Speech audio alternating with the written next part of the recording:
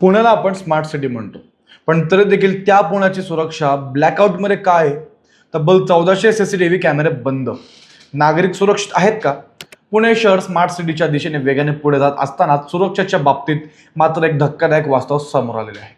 माहिती अधिकारातून मिळालेल्या आकडेवारीनुसार शहरात बसवण्यात आलेल्या 2900 सीसीटीव्ही कॅमेऱ्यांपैकी तब्बल 1400 कॅमेरे सध्या बंद अवस्थेत आहेत. म्हणजेच शहरातील निम्म्याहून अधिक सुरक्षा व्यवस्था ही केवळ कागदावर जिवंत असून प्रत्यक्षात मात्र ती पूर्णपणे निष्क्रिय आहे.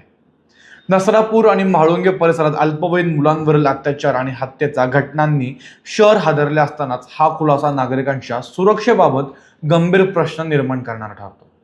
गुन्हेगारी रोखण्यासाठी बसवलेले कॅमेरेच बंद असतील तर कायद्याचा धाक नेमका कुठे उरतो? आणि तपास करताना पोलिसांकडे ठोस पुरावे नसतील तर न्याय प्रक्रियेवरही त्याचा परिणाम गंभीररित्या होऊ शकतो.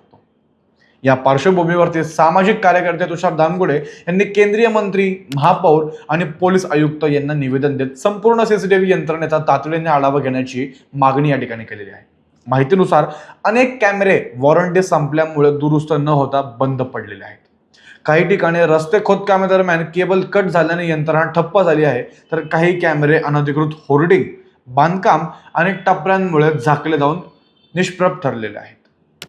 यामुळे लाखो नागरिकांच्या सुरक्षेसाठी उभारलेली कोट्यावधींची यंत्रणा आज निष्क्रिय ठरत आहे. स्मार्ट सिटीचा गजर सुरू आहे, पण नागरिकांची सुरक्षा खरोखरच स्मार्ट आहे का? या घटनेबद्दल तुम्हाला देखील काय वाटते किंवा या सीसीटीव्ही कॅमेऱ्याच्या या प्रकरणाबद्दल तुमची देखील काय मत आहेत? आम्हाला कमेंट्स करून सांगायला विसरू नका आणि पाहत राहा Pune fastest growing channel news dots.